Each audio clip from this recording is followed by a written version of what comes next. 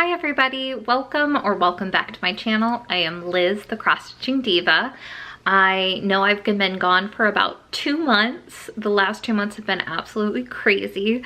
I'm gonna do a little bit of a life update first before getting into some stitching. So if you'd like to skip ahead, by all means.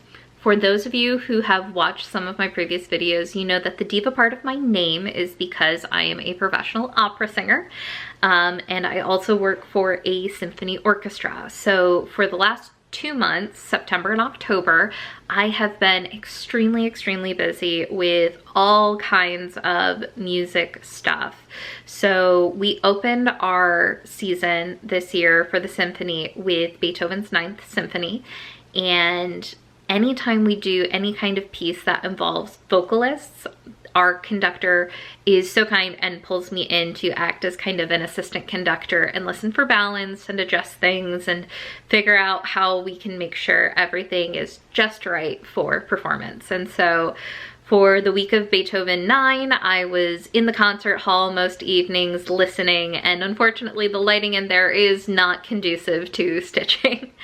Additionally, then the next week I started rehearsals for the opera Tosca.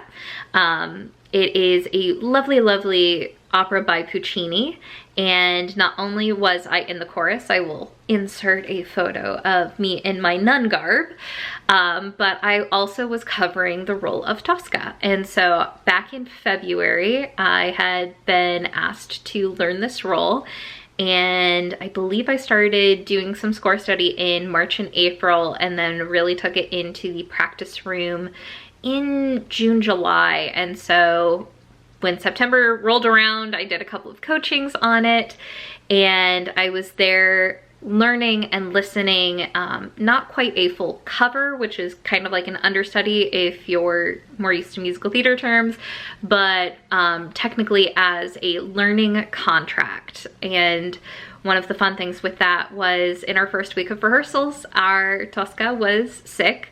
And so I actually got to step in and sing a little bit of the role and be able to experience truly doing this role in a staging setting. I got to be thrown around by Scarpia and sung right in my face, and we were doing Act 2, which is a very intense, long act of just people yelling at one another and threatening bad things, and there's torture going on, and it ends with murder. So very fun act to be thrown into and get to learn. And so that was a really wonderful experience. The whole process for that opera was 3 weeks. So I have been crazy busy with that and Beethoven 9. And then in the middle of all of that, we also did a piece with the symphony called The Brightness of Light by Kevin Putz. It is this gorgeous piece written from the letters of Georgia O'Keeffe and her husband. I want to say his last name is Steinmetz. Unfortunately, I don't remember his first name at this point. I'll try and put it down below. And he was a photographer, she was obviously a painter, and they had a very tumultuous relationship, but this piece takes their letters, love letters, back and forth and has it sung by vocalists, and it's paired with these gorgeous photos and videos and paintings. It's a multimedia piece really showing what Georgia and Steinmetz were working on at the time that these letters were written, and highlights their love story and all of the wonderful aspects with that. So the fun thing with this piece is it is sung by 2 very specific people, and right now the people who are performing this are Rod Gilfrey, who is a very famous baritone who has premiered a lot of new music works. He just did his first Tosca, singing the role of Scarpia, and so we had a wonderful conversation about that. But the woman singing the role of Georgia O'Keeffe in this beautiful piece is Renee Fleming, and Renee Fleming is probably the most famous opera singer alive at this point in time, and she is just absolutely wonderful. I had wonderful experience working with the two of them, helping with balance, acting as the assistant conductor, but then also I got to spend some time with them. We talked shop about Tosca and singing in general, and are high C's easier or are high D's easier? Oh, it's where the break in the voice is. She prefers high D's. I prefer high C's. But just a wonderful, wonderful experience. I also was able to give them a tour of our local art museum.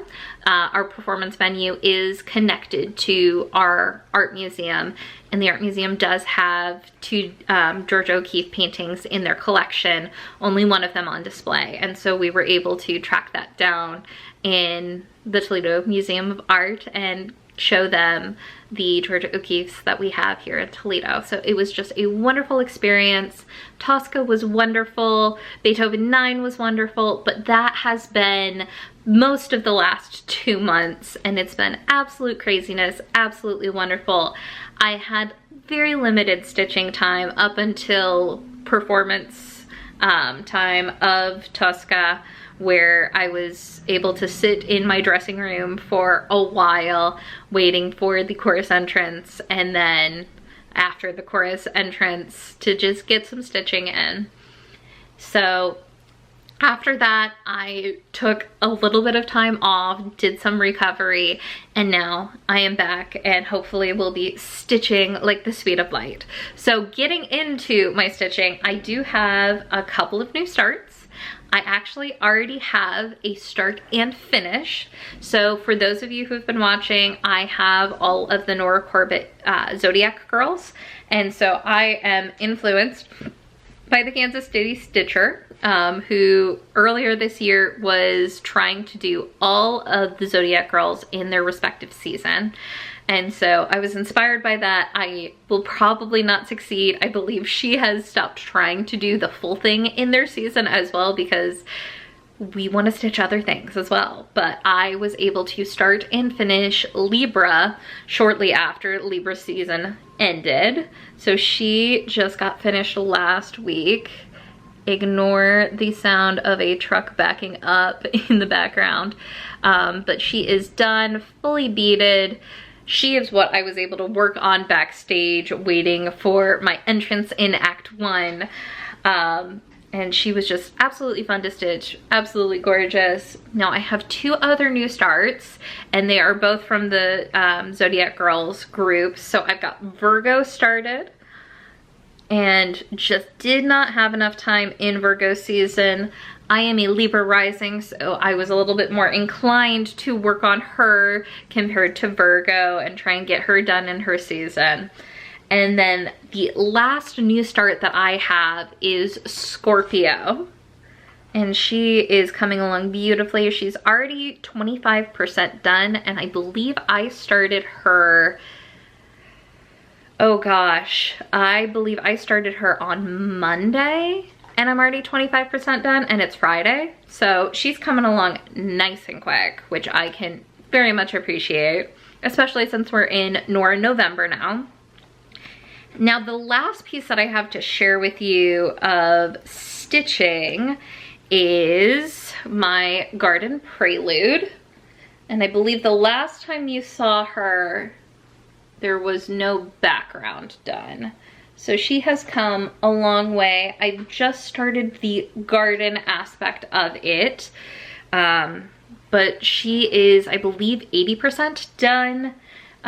Just got that garden to put in the background and all of the beading and backstitching. And so it's been a piece that I love, but also have been reluctant to pick up as of late. As I've mentioned in previous videos, she is going to be hopefully hung in my office once I finish her and once we move offices. Now, we were supposed to move back in July, and that got shifted to September. And then September got shifted to October, and then October has now been shifted to January. And so it's been a little bit of a, well, if we're not gonna move yet, why would I finish her? And I've also been incredibly busy, so it's all of the fun things of just everything going on and just not quite having the stitching bug for her. But with Nora November, I'm hoping that I have my stitching bug and she gets some nice work put into her. I also have several other Mirabilias that I have that I'd like to work on for Nora November, so we shall see what happens this month. Now, I do have 4 pieces of haul, and one more that I'm going to mention. A couple months ago, actually back in August or early September, it was 10 weeks ago, I know that much, I ordered some fabric for a couple of pieces that I was hoping to do for spooky season.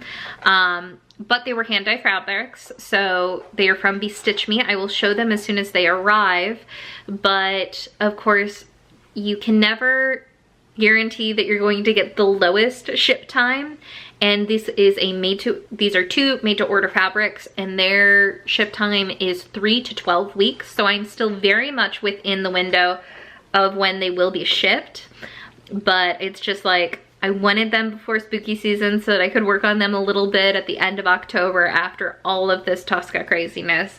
But they have not yet arrived yet, and we are clearly now in November. So they will be probably held on until next spooky season. But one of the patterns that I got for this beautiful fabric that I have coming is Bellatrix from Bella Filipina. She's absolutely gorgeous, absolutely spooky, and so I am looking forward to stitching this. Now, I have already digitized her, so for those of you who have requested a video for how I digitize my patterns, I am working on that. I'm trying to figure out the specifics of how I want to go about that, knowing that when I'm doing something like this, I'm working with a copyrighted pattern, and clearly I am not going to show a copyrighted pattern in how I go through this process. So I'm just trying to find something that I can either do. I might have to just design something myself. It'll probably be rough, but at the very least that is coming soon. It is in the works. I'm just trying to figure out the minute details with that. Now, I've got 3 other patterns to show. The first one I'm just gonna pop in the corner here. My mom was at a cross-stitch shop down in Columbus, Ohio called Cross My Heart, and she picked up this lovely Santa Claus Mirabilia pattern. And additionally though, she also picked up another copy of Stargazer, and I told her how much I loved that pattern, and she actually got that for me, I want to say back in July or August as well. And so I am now like giving her a list of all of the Mirabilias and all of the Nora Corbetts that I have, that it's just like, you already bought this for me, we're good, I don't need another copy. But I love her so much. We both adore that pattern. I believe she's keeping it for herself to see if she has time to stitch that. So fingers crossed that she is able to stitch that as well. Now, another, I'm gonna call it haul, but it is not my haul. My mom, the week of her birthday, won a raffle for buying Lady of the Flag. So I'm gonna pop her up here. And so the week of her birthday, she won a raffle for Lady of the Flag, and she has arrived already. She is at my mom's house. She also got a fabric with it that has the Constitution and the background. And so it is a pattern that she had seen and was not necessarily drawn to when it was first released. And looking at it, she was not 100% sure about it, but then seeing it fully stitched and seeing it on the Constitution fabric and everything like that, she was really drawn to it. So my mom now has a copy of Lady of the Flag, and I'm really excited for her. It was perfect timing. I think she found out on Monday and her birthday was Friday. So very, very wonderful, wonderful luck for that. Now, for her birthday, we went out of town and we went Cleveland direction, and on her birthday we were hanging out, and it's just like, okay, it's your birthday, what do you want to do? and she said, I'm pretty sure there's a cross stitch shop in Cleveland that your aunt likes to go to. We're gonna go there. So for her birthday, we went to Crafty U, and she picked out a couple of patterns for herself. And as I was looking through the Mirabilias, she was like, is there anything that you like? And I'm like, you know, I really enjoyed stitching my Mirabilia mermaid. And she's just like, well, there's 2 Mirabilia mermaid patterns here. Let's go ahead and get them. And so I'm just like, say less. So the other 2 patterns that I have are MD 176 Twisted Mermaids. And then kind of the sister piece to that, MD 178, the 3 Mermaids. Now, what I will say is I love the design, but I feel like they are so incredibly different from the mermaid that I have in terms of the bright colors of them. And so I might look to do a color conversion with these. Now, because I digitize all of my patterns, I'm able to play with colors a little bit more and actually see the differences in color. So I'm interested to try that out. So we will see what I can figure out with the color conversion for those. So that is all I have for this episode. Thank you so much for tuning in. Thank you so much for waiting the 2 months till I come back. It's been an absolute crazy 2 months. I'm excited to be heading into Nora November. I'm excited to get stitching again. Now that Halloween is over and past and spooky season is in the past, I am really looking forward to moving on to some Christmas stitching. I've got my Christmas mouse and my Disney Princess Mid-Century Modern ornaments that I'd like to pull out. So we'll see what all gets stitched this month.